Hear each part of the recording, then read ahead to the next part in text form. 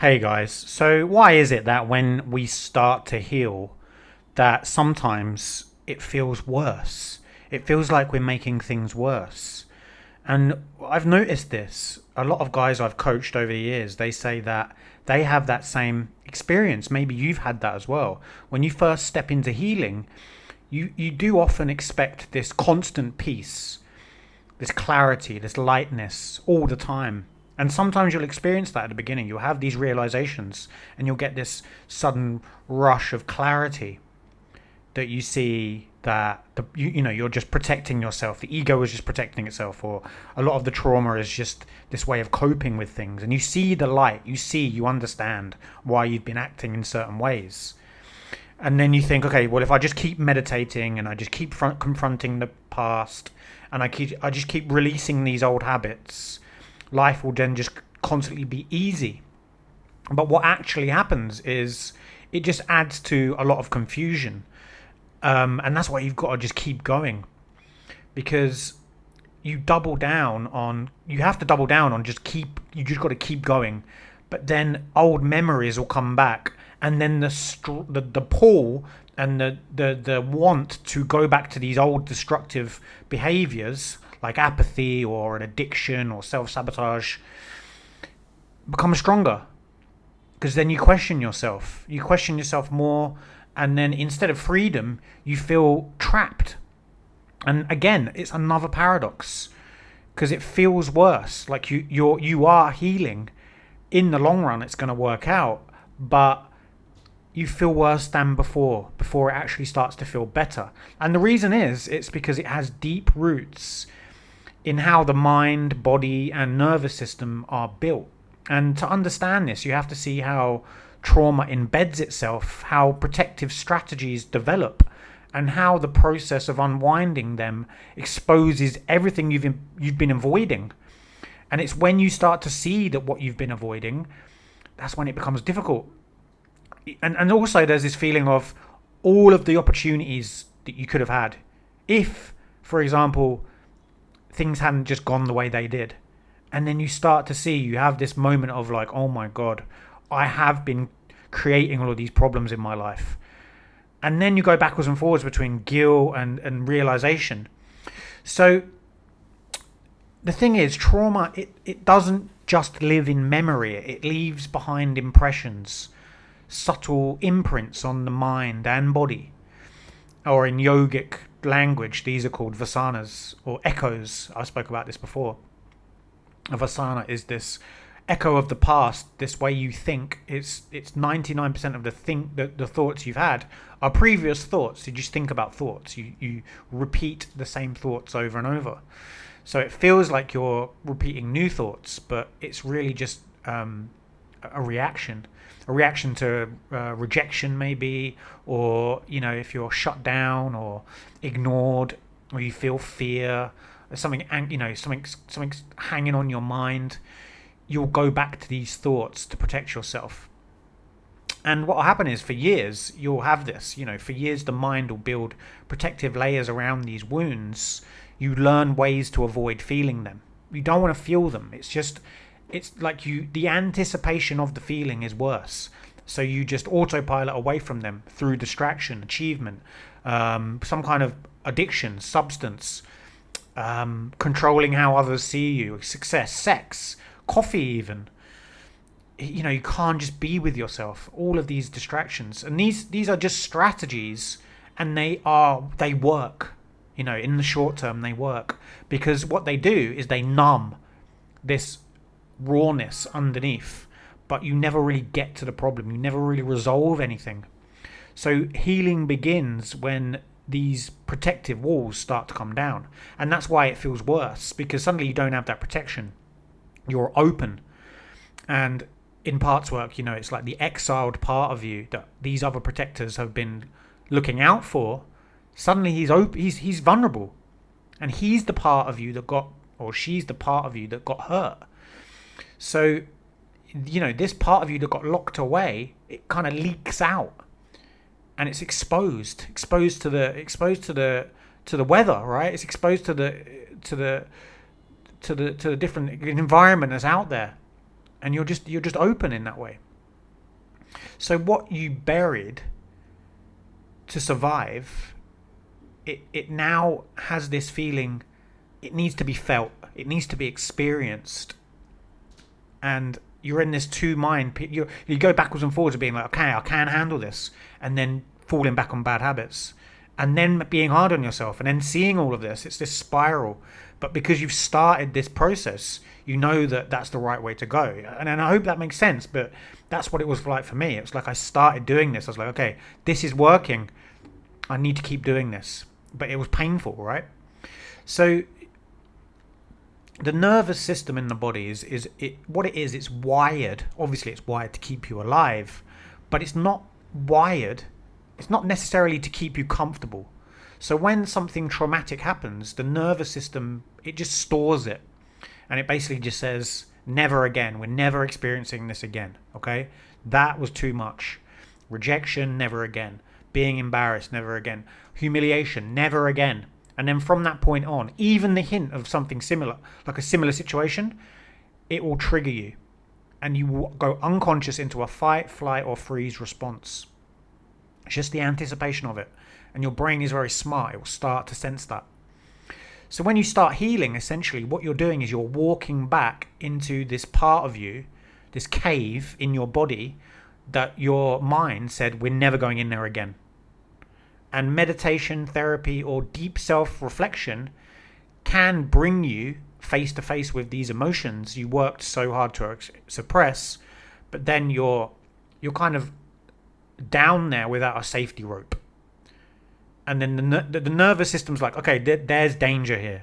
And that's when anxiety can come up. So meditation can actually trigger this. And then you'll be like, I can't take that. It's too much. And then you just quit without guidance, right?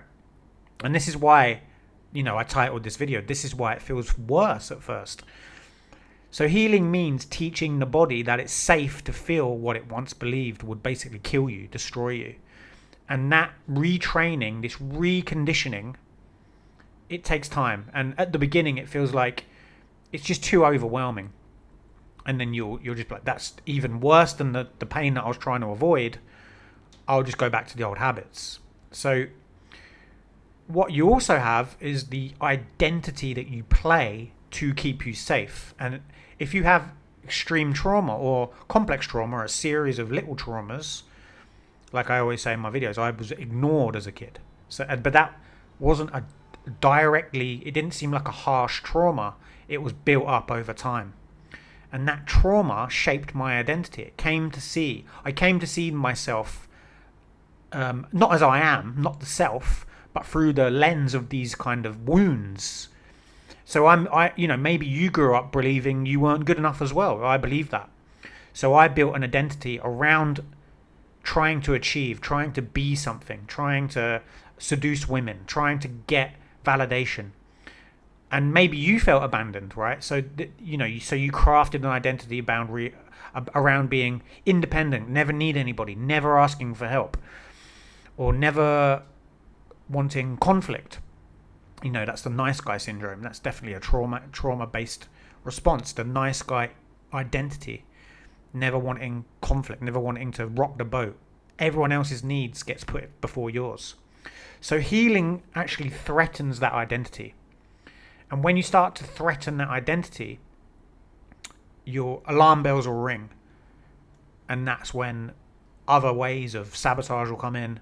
But what happens is it begins to dissolve. Healing will begin to dissolve the roles and masks that you've actually been using for a long time.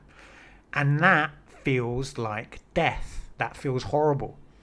So the mind will just be like, we need to find something that's familiar. And it's even if it's painful, because the familiar feels safer than the unknown. And if you've had an addiction, you know what I mean. Or you're going through an addiction, and I hope you're not. And I know the pain of going through an addiction because it's painful. You're sabotaging, you're not even probably, like, let's say it's weed or whatever. You're not even getting the original feel good from the original time you did it. It's just going through the motions. It's chasing your tail. So, like, when you meditate and you start actually accessing this, we talk about this a lot, the true self, this part of you that is untouched by trauma, it cannot get touched by trauma. The ego will panic. This role you've been playing will panic, and it will say, if I'm not this achiever or this victim or this tough guy or this seducer, then who am I? And it may not say that logically, but it feels the threat. And that collapse of identity feels like things are getting worse. So when in truth, it's actually the way out. It's the first time you're going to experience a glimpse of freedom from all of this, because it's the ego that's causing you the trouble. So what happens then is the emotions will intensify. If the ego doesn't get what it wants, it will create emotion through thought.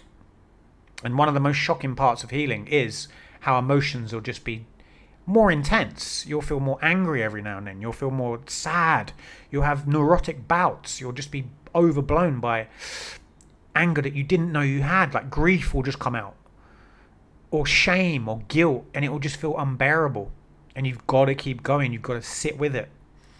So this happens because those emotions, basically they were always there, right? We don't access these emotions because we just don't want to feel them. They're kind of like frozen in the body. And healing is not creating a new pain, although it feels like that. It feels like I'm generating this new pain. But what's actually happening is it's revealing the pain that's been sitting there. And it's just been out of awareness. So the more you actually allow this to surface, the more space you create for release. Think about it like when ice is kind of defrosting. When it's frozen, it seems solid and immovable. But when it melts, the water comes out, it flows, and the flow is what feels chaotic. So emotions move through like kind of like a flood, and will leave you wondering if you're drowning, right? So you'll just be like in these emotions. But after a while, when they're gone and you look around, you'll see that the flood is gone, and what's left is clarity and the true self. It will give you clarity. So this will feel like a cycle, and it is a cycle, but it will feel like self-sabotage. So a strange part of this process is that when things start improving, you might unconsciously sabotage yourself. So what you do is you may, I don't know, in a relationship, I did this so many times through pickup, getting like a nice girlfriend, and then I couldn't take it. I couldn't handle the intimacy. You get someone close to you, maybe you've experienced this, and then pull away. It's like you make progress and then you procrastinate, or you meditate deeply and then you go crazy on distractions, or you go to the gym for like 6 days in a row and then you don't do anything for 2 weeks. And you'll start to notice this is kind of normal, right? Quote unquote normal. But this isn't weakness. It's just your protective parts trying to keep you safe. And they see growth as dangerous. They see it as a threat.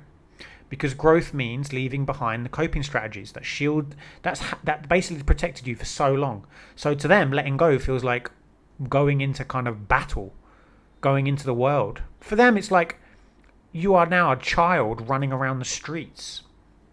And you kind of are, right? But the truth is, you can handle it as a child. That's the difference. You are now an adult. So you can rationalize this, and you can bring that back to that like childlike self and be with it, and actually let it know that it's not this emotional vulnerable child anymore. You are an adult.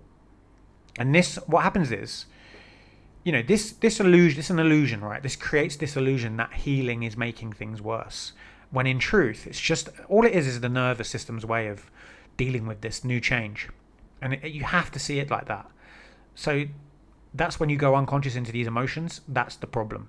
You got to take a step back. That's why I'm constantly telling you, meditate, because you see the emotion. It doesn't kind of lock in and make you go unconscious.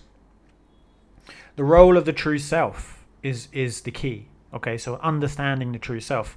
Beneath all of this chaos is something constant. Is the authentic you, the true self. It's not ego, it's not the trauma, it's not the coping strategy. It is calm awareness, and it witnesses the storm. It doesn't get swept away. And remember, you gotta You've got to bring new perspective to these memories that you have, where you started to forget your true self. You got tricked out of it. Meditation, breath work, presence will help you reconnect with the true self, with this self, right? So, I keep saying at first it may only be for a couple of seconds. And don't underestimate that. Because the more that you see that you're not your anxiety, your grief, your fear, the more that you're locked into that space and you see those emotions rise, that brings healing and it gives you that clarity. And this recognition, it doesn't like get rid of the pain straight away, but you will start changing a relation. You'll start to change the relationship you have with the pain. And then instead of drowning in the flood, you become able to swim in it. You become the riverbed that can hold it. So what you're doing is you're building strength. Okay? So you're building a new resilience, a new tolerance. You allow these emotions without judgment. And this is, okay, let me give you a guide on how to move through the storm. Allow the emotions without judgment. When grief or anger rises, let it. Don't label it as regression. See it as release. Change your relationship with these emotions. Use the body. Get into the body. Trauma is stored physically, probably. So grounding through the breath, stretching, or mindful movement helps the nervous system relearn safety. So you'll go for slow walks and just be present. Slow down. Slow everything down. Start to notice where you are. Nothing needs to be done over and over. You've got to slow down. And then talking with people that you trust, counseling, a guide, a coach. And then again, it's always this paradox, right? Feeling worse is not proof you're broken. It's proof what was hidden is now visible. That's all it is. It feels like you're making things worse, but it's not. So a new kind of strength, and this is healing. You develop a new type of strength. Healing is not about basically becoming tougher. It's basically you're becoming more real. You're becoming more you. And the path to that realness often looks like it's messy. It's messy. It feels like you're not getting anywhere. And that's when self-sabotage happens, because you're like, this isn't working. And then it just makes you feel worse, right? So the ego panics, emotions will come up, and then you'll just, everything screams like for example, you quit alcohol, you're suddenly feeling lonely because the people that you are hanging around with to get over the not wanting to feel lonely through alcohol, because the loneliness would bring out the memories and the horrible things you've locked away. Suddenly now you're alone with those thoughts and it feels worse. So you think, this is making me worse. So you go back to drinking again. And everybody unless you're not counseled properly on this or coached properly on this, you'll go back. You'll sabotage. And because it feels worse, because healing feels worse. So understanding this and listening to this will make it easier for you, because now you start to see that the relationship with these emotions needs to change. And that's the strength that you're building. If you stay on the course, that is, you will have a deeper strength. The strength, it's not obvious at first, but it will build. And it will be very subtle. And you begin to live your life as if the self was always there. Like you start to feel it, start to sense it. It's just this general knowing, this intuition. And from that place, life will start to feel a lot lighter. And it's not because nothing bad happens, right? It's not because you're not dealing with anything, but because you're no longer carrying all of this unprocessed crap that you've been carrying from the past, all this weight. So to recap, the truth is that this is a struggle. It's a messy process. It feels messy. It's all over the place. It's not linear. And everything adds up when you are present, when you do these meditations, when you go for walks, when you're in nature, when you're connecting with friends, when you decide to delay gratification and you stay in that feeling, you're starting to sense and develop a relationship with the self that's always been there, right? And the ego will start to dissolve. The frozen emotions are thawing, they're melting, And like I said, it feels like destruction, right? But it's actually integration. It feels like chaos, but actually it's release. And the more you are able to lean into this, the more that you actually have the strength and the courage to lean into these emotions and not go to the nearest distraction, the more the storm will clear. The more the storm that clears, the more that you'll see the self. The more that you see the self, the true self, the more grounded you'll be, and the easier it will be to handle these emotions. You'll get stronger and stronger, and then eventually it'll be easy just to control, like a dog on a lead. The dog will get smaller and smaller. So I hope that helps. I hope that gives you a new perspective on healing and the reality of it. If you're enjoying my content and this is something that you find interesting and you want to speak to me and do coaching, book a call. Go to the link in my description and book a call. I do something called parts work. I isolate the parts that are holding you back and relax them with you. It's a very specific type of psychotherapy. I'm a coach on this. I've been doing it for many years. So if you're interested, subscribe to the channel if you find this interesting. Like, comment, and see you in the next video. Thanks for watching.